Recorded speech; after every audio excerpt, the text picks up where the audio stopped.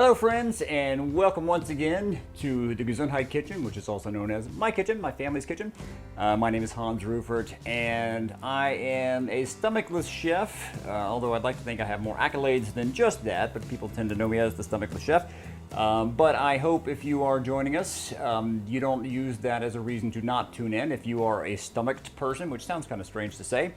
But we'd like to focus in the Gesundheit Kitchen on foods that are nutritious, delicious, and typically easy to make. And right now, during this time of semi-quarantine, when we're asked to stay indoors and shelter in place, we have been turning our attention to easier foods sometimes made with things that we have on hand, so utilizing leftovers, utilizing pantry items, trying to kind of revisit some favorites and look at some technique kind of a thing. So the idea really was to create this sense of community. So in a time where we are social distancing and we haven't have the opportunity right now to sit at a restaurant or at a coffee shop and meet that way, we are meeting in our homes and reaching out to everybody. And to that end, we're hoping to make this more of a community sort of a feel. So we had some good feedback and interaction over the past 3 weeks,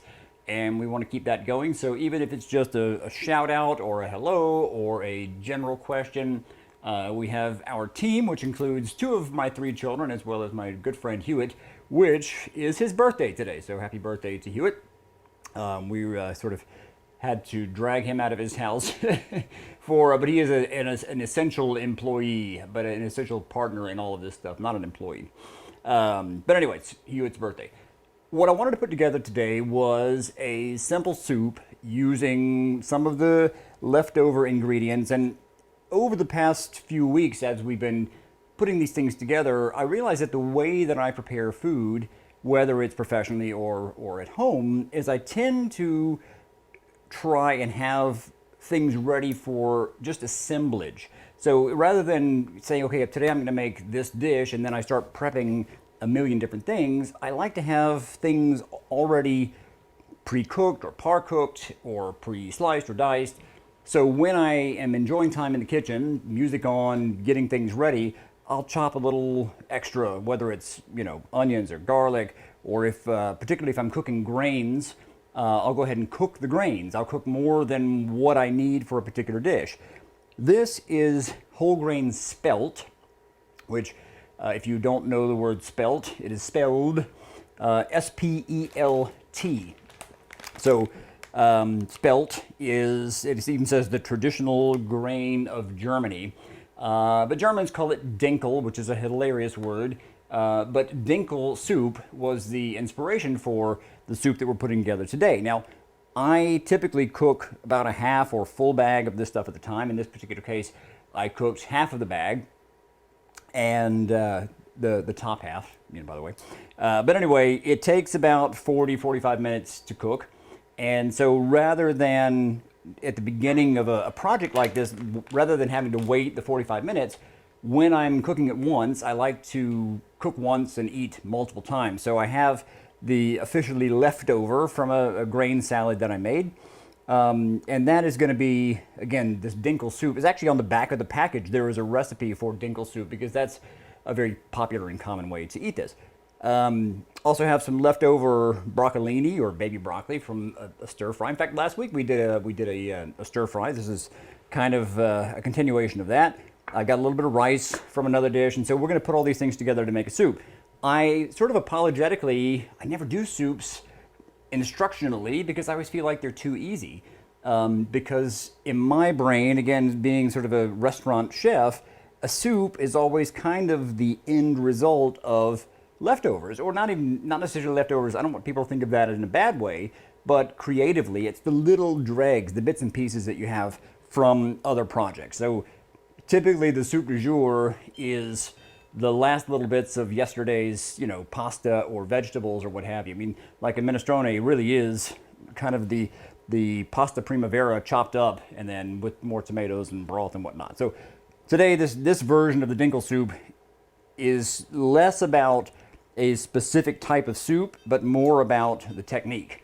Because again, with any kind of soup, It's sort of about layering the flavors. But you always start with what we call the aromatics. And as the name implies, they're the things that usually have the most sort of flavor, aroma. And in this case, I'm using onions and garlic because why not? Got a good glug of olive oil, which is a very technical term, a glug. But that's about maybe 2 tablespoons or so of oil if you're somebody who needs to have the measurement. But I want to add in these aromatics. Again, I've got roughly a half, maybe a little less than a half of a sweet yellow onion.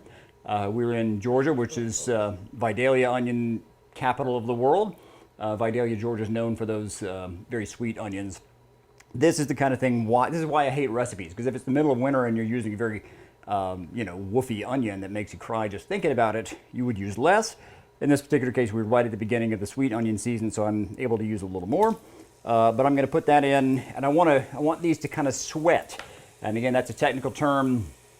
We all know what sweating means, but in the culinary context, it really means that you're trying to kind of open up the ingredient, have it kind of, get some of its aromas out. That's about 3 cloves of garlic that I've just sort of rough chopped. That goes in as well.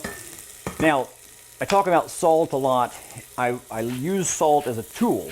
So salt, and you've probably heard me say this before, but it's an extractant. It helps pull out the moisture and flavor of certain ingredients. And so that is what I'm putting there. Alrighty, hey, we've got somebody from Scotland watching, which is pretty awesome. And so anyway, again, we have Hewitt, my daughter Ella, my son Finn. So you're going to hear other voices chiming in from time to time. So in Scotland, the question came up, what is my favorite soup? Honestly, this is one of my favorite soups. The other one is frittaten soup, and I think we've made that on another episode where we're taking those sort of egg crepes and cutting them and putting them into a broth soup. I love that kind of thing. So we got a little salt. I'm going to put in, this is 2 spices. It's dried fennel seed and it's white pepper. And now I'm going to season the soup at the end as well. But right now, while I'm sweating these ingredients, is when I'm really going to wake up some flavor. So I want to have a little fennel, a little white pepper, but this is not a hard and fast thing. Whatever spice you like, a little oregano, a little basil, depending on the soup you're making. If it's a dried herb, now's the time to put it in so you're waking that herb up and getting those essential oils out of there. Now, traditionally, you would use something like a sausage or a bacon. I'm not a big meat eater, and so I'm using Fakin, which is basically a soy-based bacon product. But it works really well in a soup capacity because it has the sort of sausagey, bacony kind of flavor profiles that you're looking for. A little smokiness to it. And I'm going to sweat that around too. I'm not trying to brown it like bacon. I'm not trying to make it crispy. I just want to have that smoky flavor. If you don't have something like that, you've seen me use smoked salt or smoked pepper before. Those are always great in a capacity like this as well. So once that starts to sweat around and color up a little bit, I can now start adding a little bit of my liquid component. And I'm going to do this kind of in stages. Now this is a boxed vegetable stock. It's a low sodium version. Let me get a little liquid in here to get this stuff going. I love making my own stocks. They're so super easy to make, and you use the skin of an onion or the root end of an onion or the sort of heel end of celery, but you're controlling the flavor. I'll usually throw some cloves of garlic or a bay leaf, and they're super easy to make. But if you don't have one on hand, there's nothing wrong with using a good vegetable stock. Or if you eat chickens or beef stock, you can use that as well. I like vegetable on hand though because it does provide kind of a neutral canvas for me to create whatever I want. We have a vegetarian living in the house, and as I said, I'm mostly there. And so anytime I can use veggie stock, that's the way to go. Laura was interested to know, is anybody in soup weather out there? I know we've got a little soup weather here. Yeah, we do have soup weather today. So yeah, if anybody out there is watching, let us know what your what things are like where you are. We have a kind of a rainy day out there. I have the blind down. You can't quite see it, but it is a little yucky out there. I want to add some of my grain now. So this is roughly 1.5 cups, 2 cups of the spelt. And as I mentioned, it does have sort of a nice chewy consistency to it. And the longer you cook it, the softer it will get. So this is already par cooked, I should mention that. as is the rice. So this is not the kind of thing that I want to boil all day. As I said, I'm kind of doing the liquid in stages here, but I'm going to go ahead and add the cooked spelt into here, as well as some of the cooked rice. I'm going to put this is about a half a cup that I'm putting in there. And that really is for texture, for fiber. I want to have that chew. You know, typically if I'm eating a soup where it's a puree or if it's a bisque, I get kind of bored. I'm eating the same thing over and over and over again. So I like having these different little nuggets, little morsels, little islands of different texture, different flavor, different color.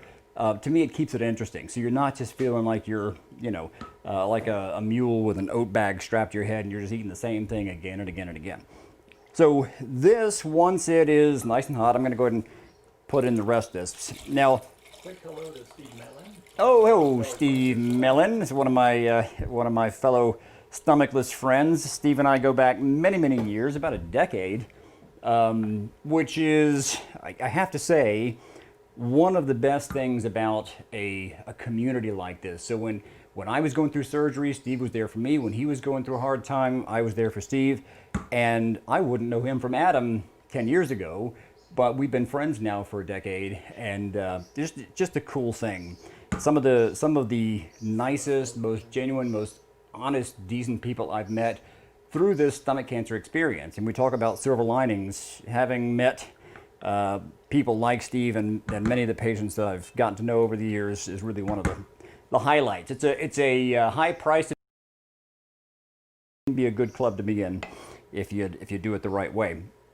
So we did a little salt at the beginning to get that sort of extractant property, but soups are typically savory and have a little saltiness to them. Now, this is sort of a sin for chefs to use a bouillon or a base, but this one is actually pretty good, and I just found out it's actually made not too far from where I live in Georgia. But this particular one, it's a vegetable one, and it really is just a reduction of things like carrots and celery and onions, and actually a little bit of a yeast extract as well, like nutritional yeast. It's thick, it's a little salty, but it's salted with sea salt. Now, even though there's a little sea salt in the base that I use, or the stock that I use, I want to have a little bit more salty, and this actually gives it a really nice sort of dense texture, flavor, depth to the soup. Now again, all my chef friends are going, what are you doing? But we're making sort of a home soup, and it's quarantine time. So you might have some bouillon, either cubes or a base like this. So I'm putting a small spoon, as you can see, into there and getting that around, really just to add some depth. If you got all the time in the world, you make your own stock, you reduce some stock, you brown some celery, some onions, and some turnips, and you want to make your own serious soup, that's all fine and good. I'm thinking sort of shortcuts, but healthier than just opening up a can of soup. To that end, Kelly wanted to ask, what did you put in with the rice? Quick reminder. Spelt. So yeah, the two grains that I put in, one was rice, which honestly, this just happens to be a little leftover white rice. Typically, I'm a brown rice kind of guy, but this is what I had on hand. And again, it was the base of another meal, so we had it sitting here. And then the other, though, is that spelt, which is this one that I mentioned earlier. And again, just to reiterate, they are par cooked. So I'm not putting the crunchy raw grain straight into here. There are ways to do that. It's more time consuming, and it's also kind of harder to balance the cooking time if you're doing the grains in the soup from raw. So I have them par cooked, going straight in like that. But talking about canned soups, I know a lot of times, especially during the grocery run right before the shelter-at-home order, everybody went out and were buying things like canned soup. There's a huge health difference, too, between making something like this, where I'm controlling all the ingredients, versus going out and just buying canned soup. So my friend Ellen Steinberg is a dietitian and also just a general know-it-all, and I mean that in a wonderful way when it comes to food. And she is joining us once again from her home office in Athens. So I've invited her to pop in for a minute and talk about sort of the differences between something canned and ready to eat versus putting together something like this. Ellen, you with us? I am here. Thank you so much. In the spirit of community, first I would like to wish Hewitt a very happy birthday. He is the person behind all this. So happy birthday, Hewitt. poor quarantine birthdays. At any rate, the difference between canned soup and homemade soup, it's kind of like a trade between what you're giving in time for the homemade soup, you're gaining control.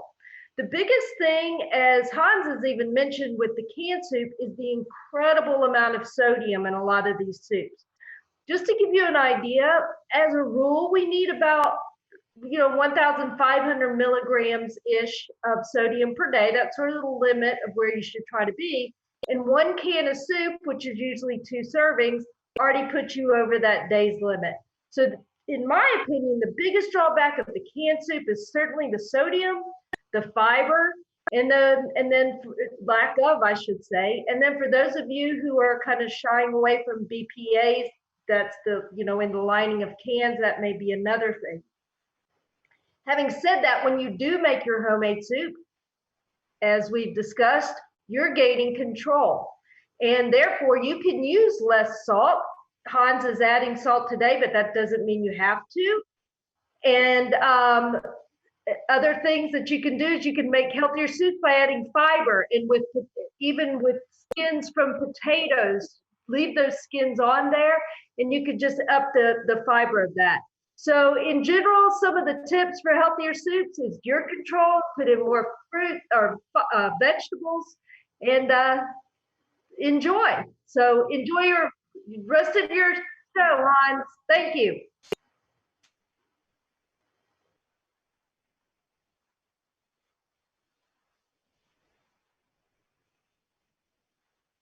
Much, Ellen. We stayed on your shot there a little longer, so I was scrambling for a ladle because, of course, when you're making soup, a ladle's a good thing to have, and never once crossed my mind during all of my preparations that I should have a ladle on hand. So, thanks for hanging in there. Thanks for jumping on and joining us again. I appreciate you always, and we got one more of these.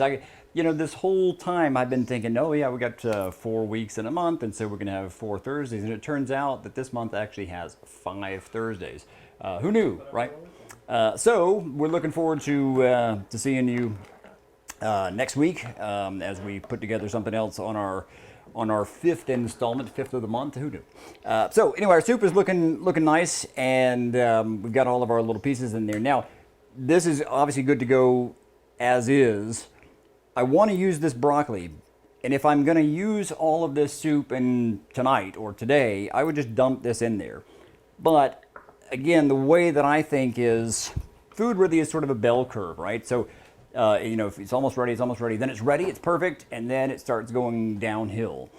So I try to put together food in a way that you get the longest downward curve.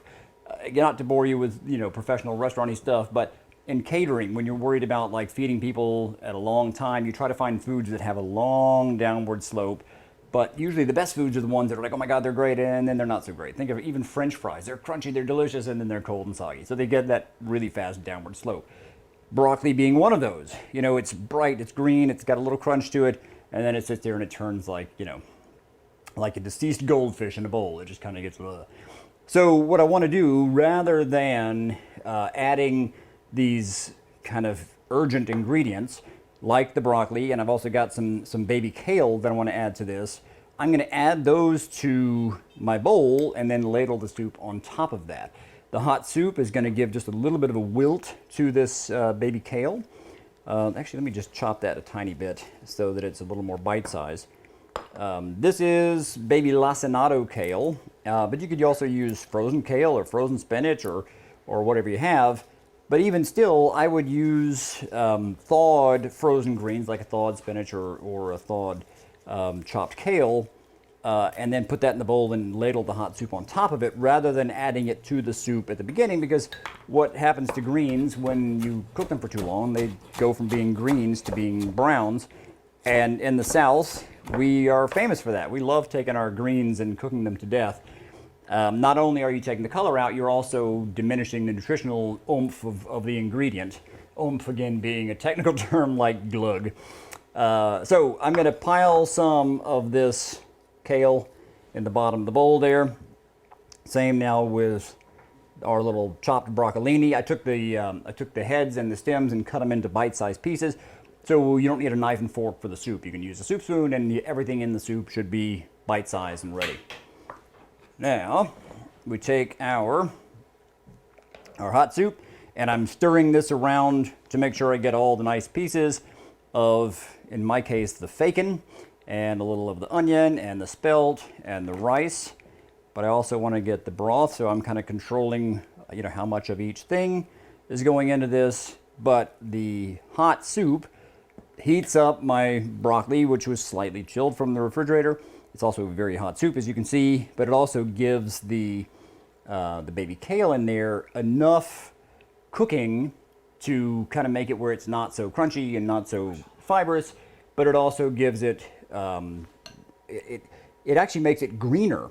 You can see there's actually a protective layer on most greens. It kind of makes it look a little dusty and gray. Look at the difference in color between the raw kale and the slightly cooked, or threatened as I like to call it, kale. The green is just fantastic because the hot liquid kind of strips away that protective outer layer and makes it look that much more gorgeous. So that's the kind of thing that if I were served this in a restaurant, my first impression would be wow because of the color, but also you're gonna have that depth of flavor. Now, that's delicious on its own. You could even put leftover noodles in there if you didn't have the grains. Leftover pasta or even spaghetti chopped up would be fantastic in this. We did the cooked romaine a couple of weeks ago, so even chopped up romaine lettuce instead of the baby kale would be perfect in that. It works on its own, but by having this done separately, you can now take this and use this in any other capacity. Even if you needed a little liquid in another dish that you're doing, the stock from this, even the liquid part of the soup, would work well in another pasta dish. Sometimes you need that little bit of extra liquid into something. I had some fresh herbs in the garden, and so I have got some garlic chives here as well as some fresh oregano. I mention this because these are great last minute. So if you're wanting to garnish this with some fresh herbs, the fresh herbs go at the end. The dried herbs would go at the beginning. Like I mentioned, when you were sweating those early ingredients, that's when you would put the dried herbs in there to kind of wake them up, rehydrate them, give them some depth and flavor. But the fresh herbs is what I would put on there sort of last minute. So it would make a fun garnish just like this, but obviously you can't eat that. If you have scallions or chives, I'm just going to put just a little bit of this. I've already got some onion in there, so I don't need a lot of onion, but a little garlic chives, and then same with the oregano. This is Greek oregano that a friend of mine actually brought me some seeds back from Greece. This is really strong stuff. It's pungent to the point of being almost too pungent, so a little goes a long way, and it's very easy to root. All of the herbs I do are usually from cuttings of other plants, and I could do a whole show. I think we have done whole shows on sort of the gardening aspect of this. And right now is a great time to focus on that gardening aspect because you may have some extra time to be able to go out in the garden and do some container gardening, in your apartment or on the balcony or out in the backyard. Ella, we got anybody else with questions or ideas here? Adam is wondering if you grow any of your own vegetables. So, well, that's a very timely question, Adam, because I have been in a bit of a foul mood today because I have, in addition to my own children, I apparently am the godfather to many groundhog children, and it has been a back and forth battle. Last year, in 2 months, I caught 11 groundhogs at the end of the season that I relocated to a nearby wildlife park, and this year I've already caught 6 in less than a month, and I thought I was doing pretty good. And this morning I walked out to my 4 gorgeous cabbage heads. We're coming up about that big, and now they are flat. And I've got a picture I'll share after this. So I do attempt to grow my own vegetables. I have herbs everywhere. I've got mint and garlic chives and regular chives, oregano, lemon balm, lemon verbena, lemongrass. So I have a lot of herbs, and the groundhogs apparently don't like to garnish or enhance their food. But I also have a few container gardens that I have, things like tomatoes and basil. And I really thought I was very confident. I'm going to try growing some kale and cabbage, but the cabbage is now ex-cabbage. Yeah, I love doing those things. I love the urgency, the immediacy of being able to literally go out the back kitchen door and get a few ingredients and throw them into a meal. So yes, love that idea. Shout outs. All right, we've got some shout outs. Let's see here. We have Gloria from Asheville. Love Asheville. What a great food town. Diane from Candler Park, and Rebecca from Park City. And let's see, the soup weather thing. Our friend Laura is saying, I don't know why I'm stuck on soup weather. Adam from Colorado, although I have to imagine that it's still a little chilly in Colorado. Although when you say chili in Colorado, the first question is going to be, is it green chili or is it red chili? Because that's a thing out there. And Karen from Australia, which is awesome. I love it when people say down under. The Australians usually like, well, we should be on top actually, because space is relative, and who's to say that they're on the bottom and it should be the other way around? Why not? That it's all perspective. It's all point of view. That is, again, the cool thing of this thing is that we have people from all over the globe, and I love the fact that we're getting together in the kitchen, even if it's for 20 minutes, 30 minutes, once a week. We do a regular series, and those exist on gastriccancer.org, called the Gesundheit Kitchen. We've done a lot of episodes of this kind of thing, but we don't have real live interaction.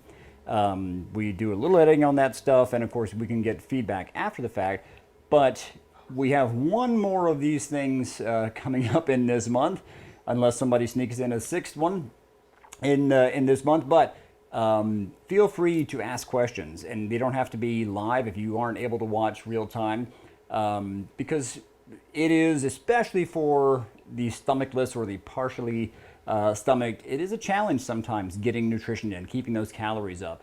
And my goal is to not only educate you on sort of how to cook, but also sneak in that nutrition side, because it is, sadly, most cancer patients die from malnutrition long term. So they might get past. I'm coming up on my 15-year cancer-free anniversary, or whatever they call it. But one of my biggest challenges has been maintaining my weight, keeping nutrition on. I have had the use of supplemental feeding through a PICC line or through TPN. So it is, anytime you can get additional calories in the form of great protein, great, that whole nutritional aspect. That's what we're looking for, is trying to sneak in those things whenever we can. And today we have it in the form of the fake bacon, or the fakin. We have it in the form of the spelt, which has, I think, 7 grams of protein, and lots of dietary fiber, both soluble and insoluble. So it is just it's a full, and quite honestly easy. Like, again, I make so many soups, but I never think to stop and explain them. But if you're kind of, again, sweating your aromatics, be they things like celery or fennel or carrots or onions or garlic or all of those things, you sweat those until they're translucent. You do your dried spices, and a little salt to kind of wake those things up. You add your liquid component, and then again, any of the immediate things, you add those last minute. Hot stock, hot soup on top of that, and you're right as rain. You're good to go. I think we are kind of running out of time, which is what seems to happen every time we do one of those things. What is it? Time is fun when you're having flies? Other way around. Time flies when you're having fun. I certainly have a lot of fun doing this. I can run my mouth all day long, but I have to save a little bit for next week. So that's our quick and easy soup. I would love to hear, even after the fact, obviously after the fact, what kind of things you can make with your leftovers. What's in your fridge? What foods are you missing? What restaurant are you going to run to once all of this shelter-at-home business is over? But most importantly, I would love to hear that you guys are healthy and staying safe. And we will look forward to each and every time we have a chance to get together in our Gesundheit kitchen. Until next time, take care of yourself and Gesundheit.